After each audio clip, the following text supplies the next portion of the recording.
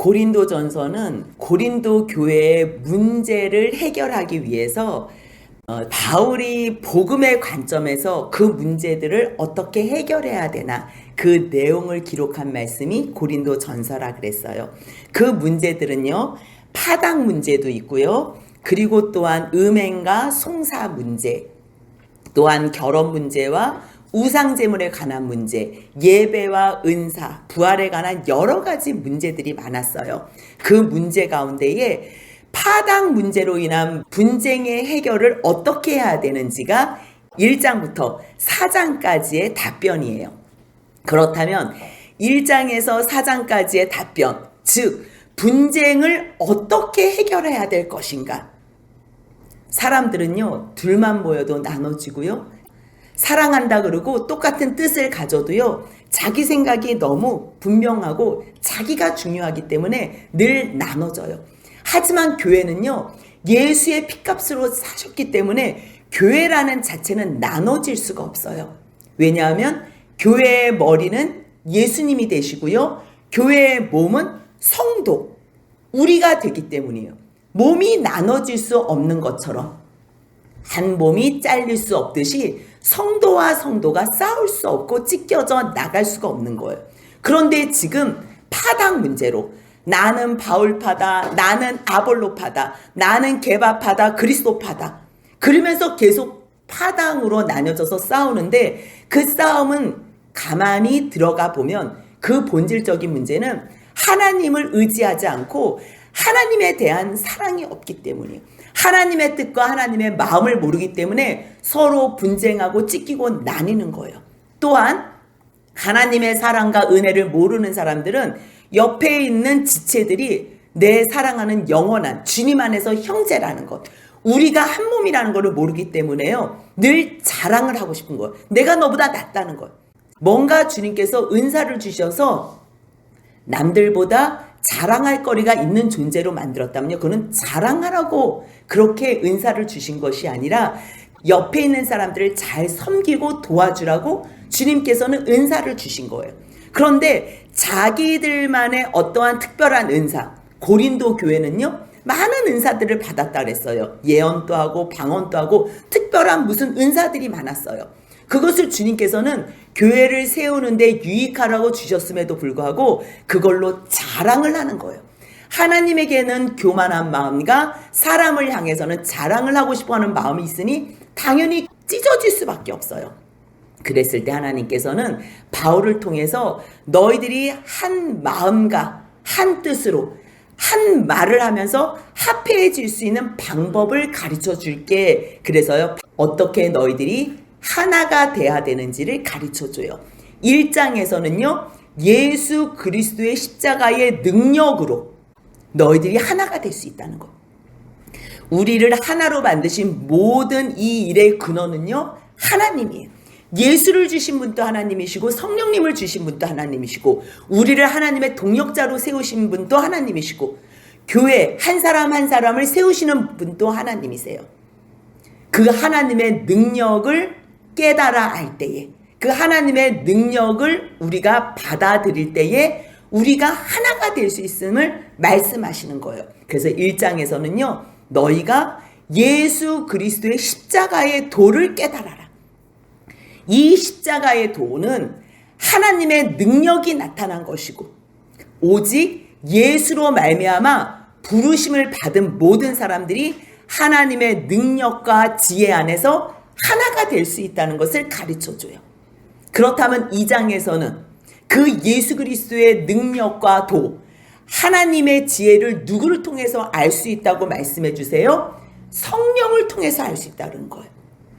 내가 지금 말을 하고 너희들에게 말씀을 가르치지만 나는 말의 설득력으로, 언변력으로 하늘의 지혜의 말씀을 전하길 원하지 않아. 내가 하나님의 말씀을 전하는 것은 다만 성령의 나타나심과 능력으로, 그 성령의 나타나심의 능력이 누구의 능력이에요? 하나님의 능력이라는 것. 1장에서는 하나님의 능력이 예수 그리스도의 십자가로 나타났다면 그 십자가가 어떻게 깨달아져요? 성령님을 통해서 하나님의 지혜가 깨달아지는 거예요. 그래서 이 지혜는요, 세상이 알 수 있는 지혜가 아니고요, 하나님께서 만세 전부터, 영원의 시간부터 우리의 영광, 바울뿐만이 아니래요. 하나님께서 구원하신 우리들, 여기 모이신 저희 모두 우리의 영광을 위해서 감추었던 건데요. 누구를 통해서만 알게 된다는 거예요? 성령으로. 하나님의 이 크신 능력을 성령을 통해서 가르쳐 주신다는 거예요. 성령을 통해서 보여주시고 가르쳐 주세요. 그런데 성령은 보여요, 안 보여요? 예수님이 십자가에 돌아가셨지만 죽으시고 부활하시고 승천하셨어요. 예수님도 지금 볼 수가 없고요, 성령님도 볼 수가 없어요. 그 하나님의 능력과 지혜가 예수로 통해서 나타나시고 성령께서 하나님의 깊은 것까지도 깨달아 아시는 하나님의 영이신 성령님이 그것을 우리에게 가르쳐 주는데, 정작 하나님의 그 지혜와 능력, 십자가의 도를 전달할 사람은 우리라는 거예요. 우리.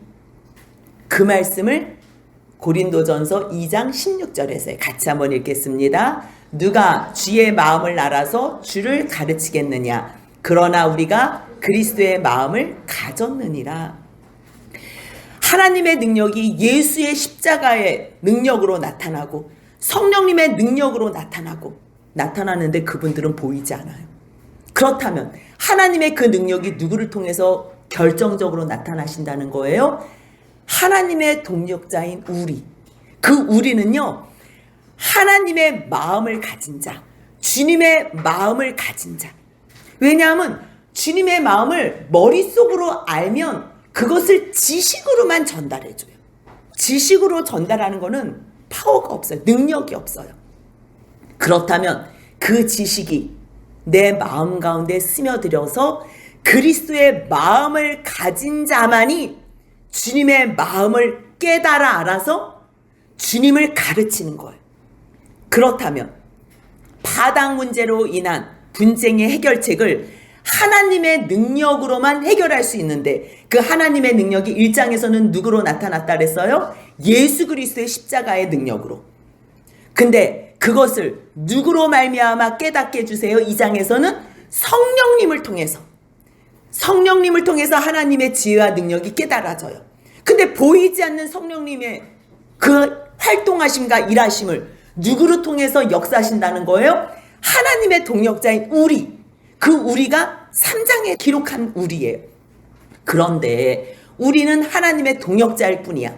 4장에서는요, 너희도 나를 본받아서 하나님의 동역자가 돼야 돼. 그렇게 될 때 우리가 하나가 될 수 있어. 이 얘기를 하는 거예요. 그런데 너희들은 왜 자꾸만 사람을 자랑하니? 우리는 동역자일 뿐이야. 나 바울도 아볼로도 베드로인 게바도 사람을 자랑하지는 마. 그 이야기를 3장 21절부터 23절까지 하는 거예요. 너희 바울, 아볼로, 게바 다 너희 거야. 아니, 지금 우리는 바울을 추종하고 싶고 아볼로를 하나님처럼 대우하고 싶고, 게바 예수님의 제자였는데 그 게바를 정말 보이지 않는 하나님보다 이들을 더 우상시하고 싶은데, 지금 바울은 뭘 얘기해요? 바울, 아볼로, 게바 다 너희 거야. 너희 거야. 우리는 다 너희 거야. 이 세상에 있는 모든 것, 생명, 사망, 지금껏, 장래껏 다 너희 거라는 거야. 와, 우리가 지금 이 말씀을 오늘 우리에게 해주시는 말씀이에요. 너희 것이라고 할 때는요, 이것은 교회를 얘기해요. 교회. 너희는 고린도에 있는 하나님의 교회라 그랬잖아요. 1장 처음 시작할 때 누구한테 편지 써요? 고린도에 있는 하나님의 교회. 결국 하나님의 교회는 하나님의 것이고요, 하나님의 것에 속한 모든 사람들은요, 하나님의 성전이 되고요, 결국 하나님께서 이 세상을 왜 만드셨어요? 바울을 왜 세우시고 아볼로와 게바와 모든 천지 만물들을 다 왜 세우신 거예요? 하나님의 교회인 너희들을 위해서. 그렇기 때문에 너희 누구든 추종할 필요 없어. 모든 것이 너희가 주인이야. 그런데 너희는 그리스도께 속했다? 그리스도는 하나님께 속했어. 그럼 결국 하나님 안에 그리스도가 계시고 그리스도 안에 우리가 있으면 우리는 하나님 안에서 하나가 된다는 거예요. 그렇다면 하나님께 다 누구께 되는 거예요? 우리께 되는 거예요. 그러니까 누구를 추종하거나 부러워하거나 누구를 우상시할 게 없다는 거예요. 다만 하나님의 그 큰 능력을 우리에게 드러냈을 때에 너희들은 자라나야 돼. 너희들도 하나님의 동력자가 돼야 돼. 근데 너희들은 하나님의 동력자인 우리는 하나님의 마음을 알아서 우리가 그리스도의 마음을 가져서 하나님의 일꾼으로 지금 부르심 받아 순종하고 너희들을 세워나가는데, 형제들아, 너희들은 지금 왜 다투고 있니? 왜 싸우고 있니? 왜 자랑하고 있니? 그러지 마. 내가 너희들에게 좀 더 강력하게 얘기를 하고 싶고, 너희들을 하늘의 지혜, 예수 그리스도의 십자가의 도를 아는 자, 성령으로 충만한 지혜 있는 자들에게 내가 복음을 전하는 것처럼 말씀을 전하고 권면하고 싶은데, 그때도 1년 6개월이나 내가 고린도 지역에서 너희들을 가르쳤을 때 그때도 솔직히 만만치 않았거든. 너희가 그 세상의 타락한 문명과 문화 속에서 살면서 인생의 죄악 가운데서 만진창이가 되었을 때 내가 그때도 너희들을 아이고 잘한다, 그래 잘한다 얼르면서 내가 너희들을 젖먹는 애기처럼 대했거든. 근데 지금 또 너희들이 지금 말씀 앞에서 조금 세워졌나 봤더니 여전히 싸우고 있고 여전히 지금 세상 사람들하고 똑같이 사니, 지금 내가 너희들을 영적인 사람, 성령에 충만한 사람, 신령한 사람들과 같이 대한다면 말이 안 통할 것 같아. 그래서 내가 할 수 없이 너희들을 육신에 속한 자처럼 대해야 되겠다. 그 육신에 속한 자를 설명해 놨어요. 뭐라고 설명했어요? 그리스도 안에서 어린아이들을 대함과 같이. 우리 준명이가 왔어요. 지금 준명이는 지금 의자에서 저렇게 지금 거꾸로 앉아가지고 지금 난리를 쳐요. 그래도 괜찮아요. 지금 준명이 너무 잘하고 있어. 예뻐요. 이 시간에 금요 집회 온 것도 너무 이뻐요.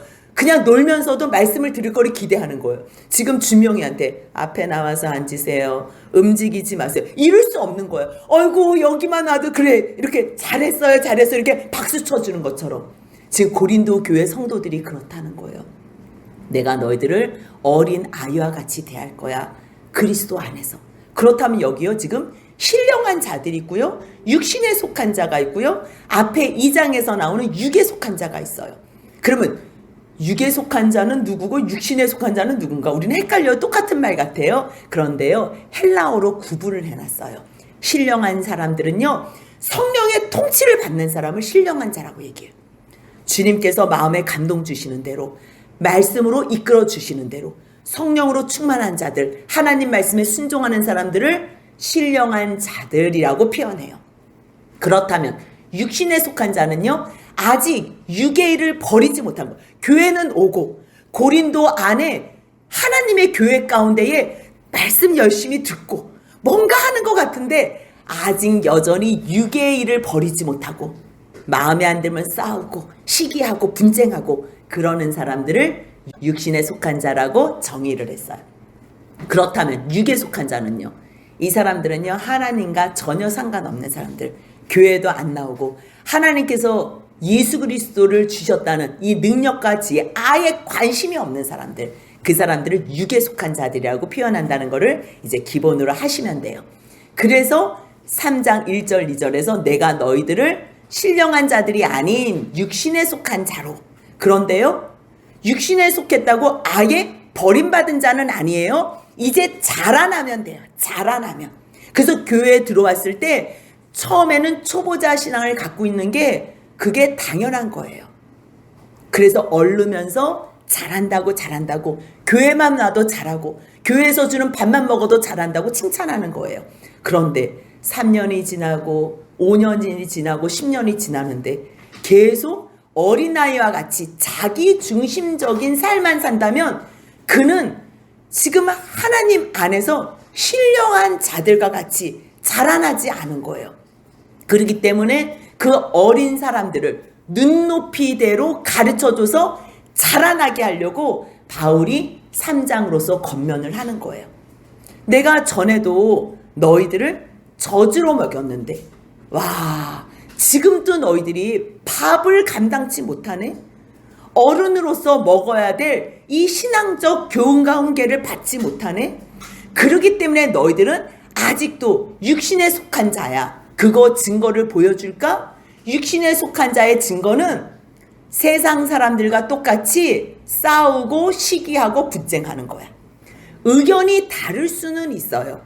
의견이, 우리가 같은 교회를 다니면서요, 의견이 다를 수는 있지만 의견이 다르다고 옆에 있는 사람을 폄하하고 나만 특별히 옳다고 자랑하는 거는 성도로서 옳지 않다는 얘기를 하는 거예요. 우리는 같은 말을 하고 같은 주를 섬기고 같은 마음과 같은 뜻으로 하나님만 사랑하고 형제들을 사랑해야 될 사람들인데 시기하고 분쟁해? 이것 자체가 너희들은 갓난아기와 같다는 거예요. 어떻게 싸운다는 거예요? 나는 바울에게 속했어. 나는 아볼로에게 속했어. 그렇게 싸우는 자체가 너희 육이 사람이야. 그러면서 5절부터 9절까지는 너희들은 그 사람들을 추종하면 안 돼. 그 사람들은 하나님의 동력자로 세워지고 너희들을 잘 세우라고 하나님 앞에 부르심 받은 사역자일 뿐이지 그들은 추종할 대상이 아니야. 그러면서요, 아볼로와 바울 각자 하나님께서 주신 역할과 직무가 어떻게 다르고 어떻게 일체성을, 유기성을 갖는지에 대해서 설명하는 내용이에요. 5절에 뭐라 그래요? 아볼로는 뭐고 바울은 뭐냐? 그들은 주님께서 각각 주신 대로 너희들의 믿음을 위해서 주님께서 세운 것뿐이야. 나는 복음의 말씀을 너희에게 처음으로 심었다면 아볼로는 물을 준 거야. 씨를 심는 거나 물을 주는 거는 너무 중요해요. 씨를 심지도 않았는데 열매가 자랄 수는 없어요. 씨만 심고 물을 안 주면 또 죽을 수밖에 없어요. 근데 씨도 심고 물도 줬다고 얘가 자라나는 거는 누가 하시는 일이에요? 하나님이 하시는 거야. 하나님께서 해를 주시고 비를 주시고 모든 것을 주시기 때문에 자라나는 거예요. 그 생명의 씨를 움트게 하는 것도 하나님이 하시는 거잖아요. 그러니까 복음의 생명의 말씀을 심은 것도 하나님의 말씀이에요. 그 복음의 말씀으로 세우는 것도 하나님의 능력이에요. 모든 것이 다 하나님에게서 나온 거예요. 그래서 한 사람 한 사람을 말씀으로 깨닫게 해서 자라나게 하고 순종하게 하고 도와주고 하는 모든 일들을 누가 하신다는 거예요? 하나님께서 하신다는 거예요. 그렇다면 우리는 뭐라는 거예요? 우리는 사역자일 뿐이에요. 아무것도 아니라는 거예요. 아무것도. 그 말씀을 7절에서 같이 읽겠습니다. 그런즉 심는 이나 물 주는 이는 아무것도 아니로되 오직 자라게 하시는 이는 하나님뿐이라. 우리는 역할 분담이 돼 있는 것뿐이야. 바울은요, 복음 중에 복음, 예수 그리스도에 대한 복음이 다 열린 분이에요. 그렇기 때문에 진액과도 같은 복음의 엑기스, 예수 그리스도의 십자가의 도와 성령께서 하시는 역할에 대해서 증거하는 거예요. 그런데 그 말씀은요, 계속 반복할 뿐이지 그 다음에 다른 말씀으로 살 붙이는 일은 아볼로가 구약 성경에 능통하다 그래요. 그러니 얼마나 많은 말씀과 풍성한 말씀으로 가르쳐 주겠어요. 하지만 예수 그리스도를 밑바탕에 깔아서 복음을 깨달았을 때 그 다음에 다른 말씀, 다른 말씀이라 그래도 하나님의 말씀이지요. 붙여지는 말씀을 들었을 때 단단하게 서 있지요. 그리스도로 털을 닦지 않으면 말씀을 들었을 때 세상 말씀과 섞어서 이상한 교리로 흘러가는 거예요. 그렇기 때문에 바울의 역할도 너무 중요해. 아볼로의 역할도 너무 중요해. 서로 존중만 하면 돼. 이걸로 자랑하거나 파당 만들어서 싸우지 마. 우리는 다 하나님의 그 크신 능력과 지혜를 전하는 동력자일 뿐이야. 우리가 하는 일, 심는 이, 물 주는 이는 한 가지를 하나님께서 시키시는 일을 하는 거야. 결국 하나님께서 행하시는 거야. 그 얘기를 하는 거야. 그럼 우리는 뭐냐? 우리는 각각 자기가 일한 대로 하나님 앞에서 상을 받는 것 뿐이지, 우리는 너희들한테 보상을 받거나 너희들에게 인정받고 싶어서 이 일을 하는 사람들은 아니야. 너희가 인정해주건 안 해주건 우리는 사실 그게 중요하지 않아. 우리는 하나님 앞에서 사역자로 부름을 받았기 때문에 우리는 한 마음으로 각자 자리에서 역할을 담당하는 것 뿐이야. 이 얘기를 하는 거예요. 그래서 3장 9절에서 뭐라 그래요? 같이 읽습니다. 우리는 하나님의 동역자들이요, 너희는 하나님의 밭이요 하나님의 집이니라. 하나님의 동역자, 하나님의 그 능력이 예수 그리스도의 십자가로 나타났다면 그것을 성령님께서 깨닫게 해줘요. 근데 성령님이 누구를 통해서 하나님의 백성들에게 알려주신다는 거예요? 하나님의 동역자, 성령의 지혜로 깨달은 사람들, 그 사람들을 하나님께서 동역자로 세우신다는 거예요. 그렇다면 동역자로 왜 세우세요? 하나님의 밭인 너희들, 하나님의 집인 너희들. 왜 밭하고 집이라고 은유적으로 표현을 하냐면요, 그 사람들은 가장 기본적인 삶의 내용이 뭐예요? 집에서의 삶과 그 다음에 밭을 일궈서 거기서 곡물을, 음식을 구해야 되잖아요. 가장 생명에 밀접하고 생활 속에서 잘 알아듣기 쉬운 비유를 든 거예요. 너희들이 밭이야. 너희들이 하나님의 집이야. 그렇다면 하나님이 책임진다는 거. 다 하나님 거라는 거예요. 너희가 누구라는 것을 분명히 알아야 되고, 그리고 우리가 누구라는 걸 알 때에 너희들은 하나님께 집중할 수 있어. 그 얘기를 하는 거예요. 그래서 내가 사역자로서 이 모든 일을 감당한 것은, 그러면서 3장 5절에서 사역자라는 단어가 나오거든요. 이 사역자 밑에 1번하고 내려가면요, 집사들이다 이렇게 단어가 돼 있어요. 근데 이 단어는요, 헬라어로 디아코노스예요. 디아코노스는 식탁에서 시중 드는 사람들을 말해요. 디아는요, 뭐뭐를 통해하여, 그 다음에 코노스, 이거 코니스라는 데 먼지.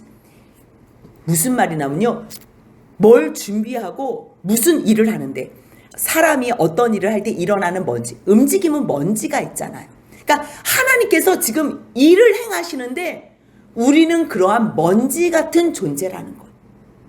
하나님께서 일하실 때 우리는 아무것도 아니라는 거예요. 그래서 3장 5절에서는요, 너희로 하여금 너희를 위해서 믿게 한 사역자야. 우리는 아무것도 아니야. 먼지 같은 존재야. 우리는 종일 뿐이고 일꾼일 뿐이야. 아무것도 아니야. 그렇게 얘기하면 또 너무 폄하하고 무시할까 봐. 그래서 3장 9절에서는 우리는 하나님의 동역자야. 그래서 하나님의 동역자로서 결국 너희들을 세우는 일을 해. 근데요, 밭이라고 표현하고 하나님의 집이라고 표현했으니 이것이 이제 읽어줘야 되잖아요. 밭이라고 표현했으니 나는 씨를 심었고 아볼로는 물을 줬다고 표현했어요. 그렇다면 집이라고 표현했을 때 우리는 건축자라고 이제 또 은유적으로 비유적으로 말하는 거예요. 그러면 건축을 한다는 거는 짓는 건데 어떻게 짓지? 아, 내가 하나님의 지혜를 받아서 내가 지혜로운 건축자가 됐다는 거예요. 왜냐하면 하나님은요, 하나님의 백성들을 교회라고 비유적으로 얘기하고 성전, 하나님은 영원히 성전, 왜 성전이란 뜻이 뭐냐면요, 하나님께서 함께하길 원하시는 곳이었어요. 나를 위해서 성소를 지어줘. 출애굽기 25장 8절에서 모세에게 부탁하신 말씀. 왜요? 나 너희들 만날 거야. 난 그곳에서 너희들을 만날 거야. 만나서 뭐 하게요? 나 말씀하고 교제할 거야. 주님께서 성전을 만들라고 부탁하신 이유가 뭐냐면요, 하나님께서 만나서 사랑하고 교제하기 위해서요. 그렇기 때문에 보이는 성전을 넘어서 너희 한 사람 한 사람을 내가 성전으로 만들 때에 너희들 안에 내가 거할 거야. 그 이야기를 하시는 거예요. 그런데 어떻게 거할 수 있어요? 주님께서 만세 전부터 우리의 영광을 위해서 비밀 속에 준비해 놓으신 그 예수 그리스도로 우리들을 만나고 우리들을 성전 삼으시겠다는 거예요. 그것을 깨달아 안 바울은요, 아, 주님의 집이라고 이것을 표현하면 좋겠구나. 그렇지, 내가 이 집에 지혜로운 건축자가 돼서 이 일에 동력해야지. 그렇다면 그 기본적인 터는 누가 되는 거예요? 예수 그리스도가 되는 거예요. 그래서 3장 10절에서 뭐라고 얘기해요? 내게 주신 하나님의 은혜. 온통 하나님께서 다 시작된 거고요. 하나님에게서 온 거고, 하나님께서 주신 깨달음이고 지혜고 은혜고, 그게 바로 예수 그리스도라는 것을 바울은 깨달았어요. 그래서 내가 지혜로운 건축자같이 터를 닦을 거야. 그런데 내가 터를 닦은 다음에 다른 하나님의 동역자들이 또 와서 그 위에다가 또 세울 거거든, 건축할 거거든. 그런데 하나님께서 허락하신 그 의, 하나님의 능력, 하나님의 지혜, 예수 그리스도를 기초 삼고 예수 그리스도로 말미암아 그 위에 뭐라 그래, 기둥들도 세우고 건축물들을 세운다면 그것이 바로 하나님께서 가장 기뻐하시는 건축물 교회의 성전이 된다. 그래서요, 각각 어떻게 그 위에 세울까를 조심할지니 이 말을 쓰면요, 예수 외에 다른 것으로 하면 안 된다는 거. 모든 것을 다 예수로 말미암아 시작하고 예수로 인하여 시작하고 예수를 통하여 하고, 예수 밖에서 예수와 분리돼서는 어떤 것도 할 수 없게. 그래서 11절 같이 읽습니다.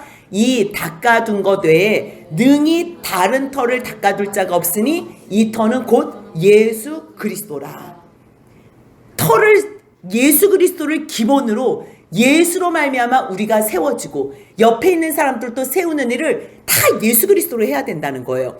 그러면서 설명하는 게 뭐라 그러냐면요, 왜 예수로 터를 삼고 건축자들이 예수로 말미암아 건축물을 세워야 되고 우리가 하나님의 동역자고 하나님의 지혜로운 건축자로서 우리가 이 건축물을 세우나면 예수하고 상관없이 세운 모든 내용들은 금, 은, 보석, 없어지지도 않고 불에 타지도 않을 나물 보석들이야. 하지만 똑같은 일을 열심히 한다고 해도 예수 그리스도를 기초로, 터로, 반석으로 세우지 않고 다른 것으로 하는 사람들, 뭔가 열심히 교회에서는 해요. 근데 예수하고 상관없이 하는 사람들은 나무나 풀이나 짚으로 이 터 위에 세우는 건축자들이 된다는 얘기를 12절에서 하는 거예요. 그렇다면 세울 때는 어느 누구도 몰라요. 뚝딱뚝딱 하니까. 그런데 그것은 언제 드러난다는 거예요? 13절 같이 읽습니다. 각 사람의 공적이 나타날 터인데 그날이 공적을 밝히리니 이는 불로 나타내고 그 불이 각 사람의 공적이 어떠한 것을 시험할 것임이니라. 너희 지금 열심히 교회에서 뭐 방언도 하고 예언도 하고 뭐 예배도 드린다 그러고 뭐 대단한 것들 하는데 그거 다 예수 그리스도의 터 위에 세워야 되거든. 예수로 말미암아 너희가 봉사도 하고 하나님 앞에 예배도 드리고 교제도 하고 하나님 앞에 예물도 드리고 예수 때문에 예수로 말미암아 감사해서 하는 모든 거는 너희들이 그 공적이 영원히 타지 않고 남을 거야.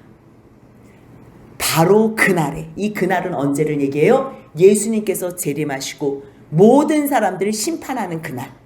그때 각 사람들이 행했던 공적들이 완전히 다 드러날 건데 그때 하나님께서는요 불로써 다 살라본대요.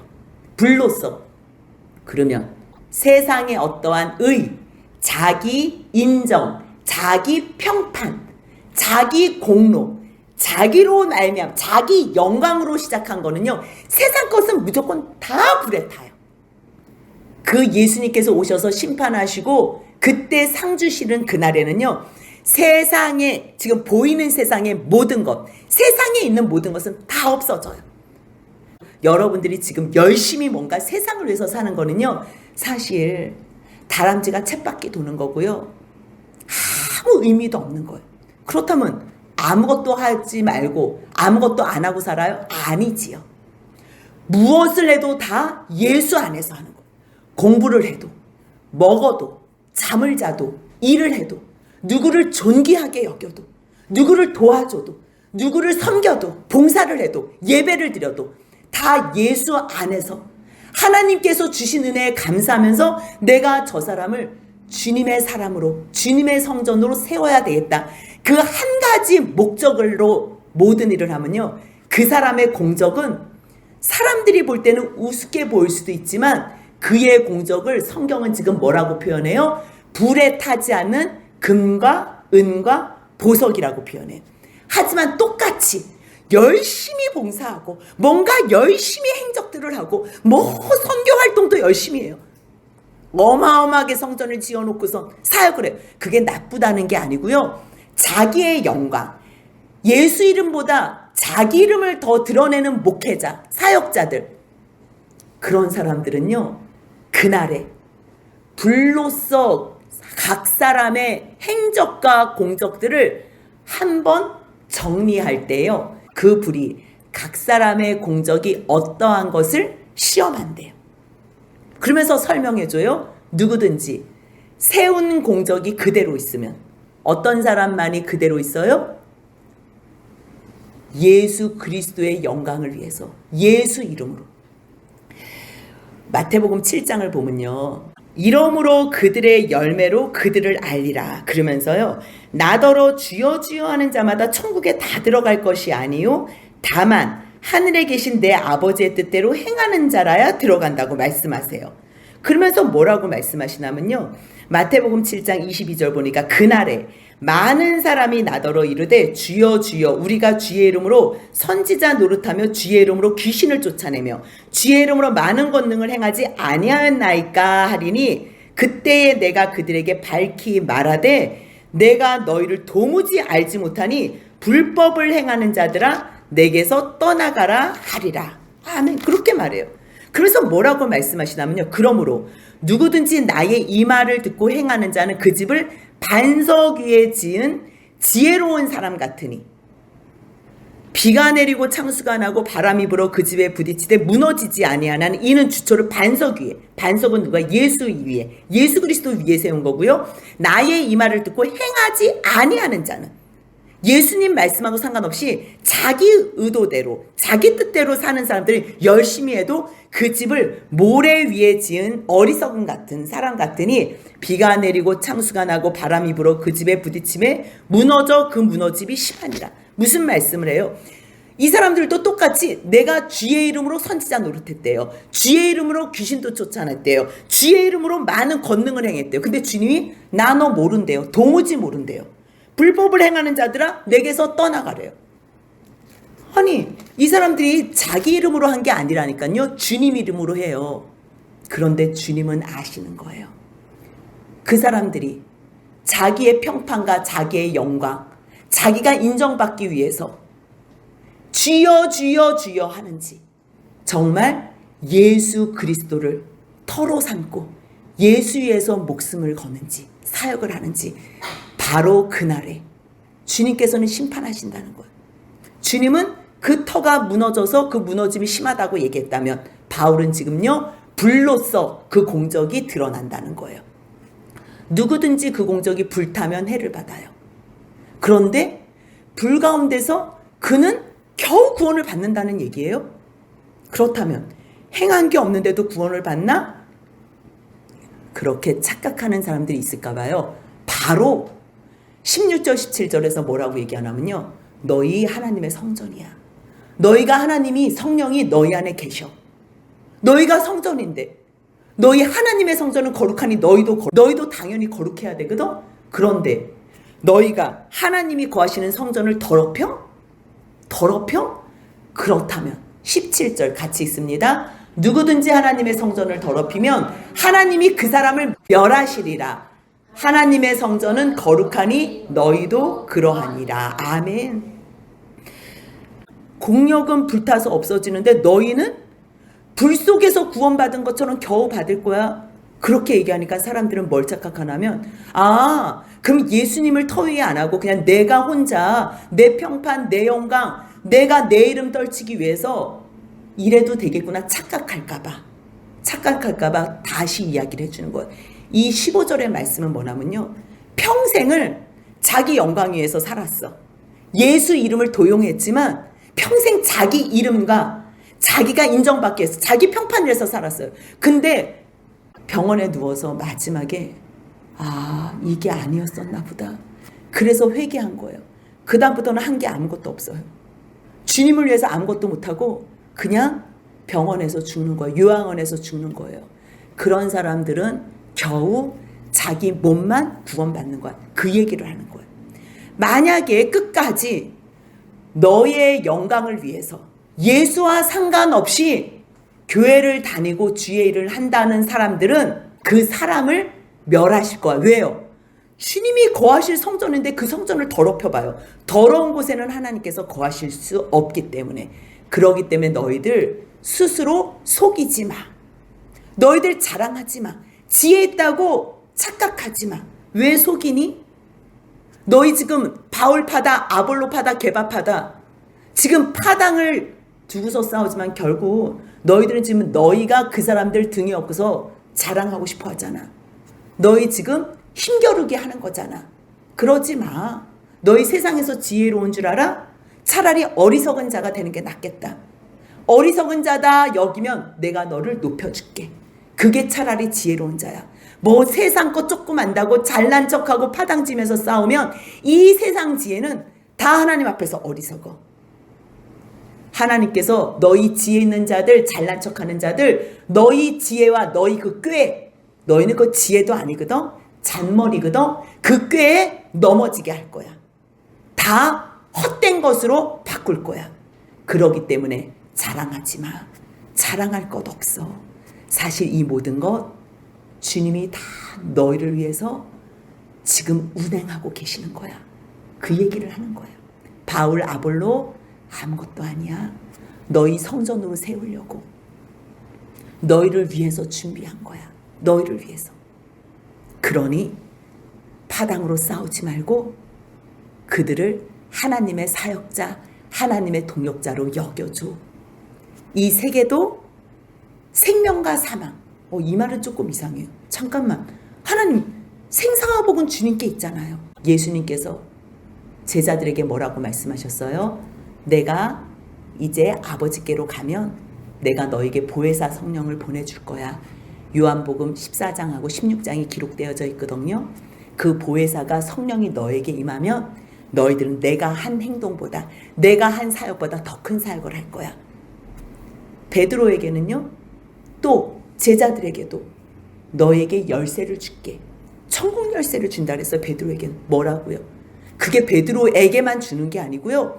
예수 이름으로 무엇이든지 구하면 주님의 제자들, 예수 그리스도의 그 길을 따르는 사람들, 생명의 길을 가는 사람들, 그러면요, 그 사람들의 기도, 예수의 이름으로 너희들이 무엇이든지 구하면 너희들이 하늘을 열면 열릴 것이요, 닫으면 닫을 거라고 말씀하세요. 무슨 얘기예요? 하나님, 저 사람 구원해 주세요. 기도하면 내가 응답해 줄게. 근데 저 사람을 미처 기도하지 못했어. 그러면 그 사망이 너희 손에 있는 거. 지금 주님이요, 엄청난 주권을 말씀하신, 엄청난 주권. 다 너희 거래요. 생명, 사망, 지금, 장래, 다 너희, 다래요, 다. 설명을 다 표현할 수 없어요. 우리를 그런 존재로 만들었어요. 우리를 잔 거 가지고 뭐 싸우고 지지고 이럴 존재가 아니에요. 하나님께서 우리를 위해서 이 세계를 다 주셨어요. 하나님의 동역자로. 근데 누가 하나님의 동역자가 돼요? 하나님의 마음을 깨달은 사람, 하나님의 마음, 주님의 마음을 담은 사람, 주님의 마음을 가진 사람, 그 사람들이 하나님의 밭이고 집인 주님의 사람들, 주님의 백성들을 하나님의 사랑으로 눈높이에 맞춰서 잘 세워나갈 수 있는 거예요. 그렇기 때문에 너희 싸우지 말고 너희는 그리스도의 것이고 그리스도는 하나님의 것이야. 이 똑같은 말씀을 에베소서에도 해요. 너희는 사도들과 선지자들 터 위에 세우심을 입은 자라. 2장 20절부터 22절까지 예수 그리스도께서 모퉁이 돌이 되시고 건축을 할 때요, 가장 중심축에 놓는 게 주출도 모퉁이 돌이 돼요. 그 예수 그리스도를 주축으로 해서 너희들이 서로 건물마다 지어져 간다는 거예요. 누가 거하실 성전으로요? 하나님이 거하실 성전. 그래서 에베소서 2장 22절 같이 있습니다. 너희도 성령 안에서 하나님이 거하실 처소가 되기 위하여 그리스도 예수 안에서 함께 지어져 가느니라. 너 안에 나 있어. 내 안에 너 있어. 가장 사랑하는 사람들에게 그렇게 표현하지요. 지금 하나님께서 우리에게 그렇게 표현하는 거예요. 내 안에 너희가 있다.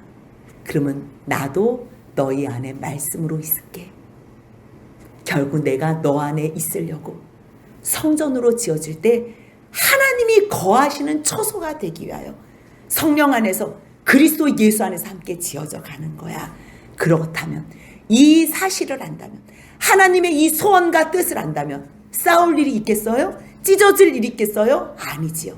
예수 안에서 같은 말과 같은 마음과 같은 뜻으로 온전히 하나가 되고 성전이 되는 이 예수 그리스도 안에서의 비밀을 바울이 말씀해 주는 거예요.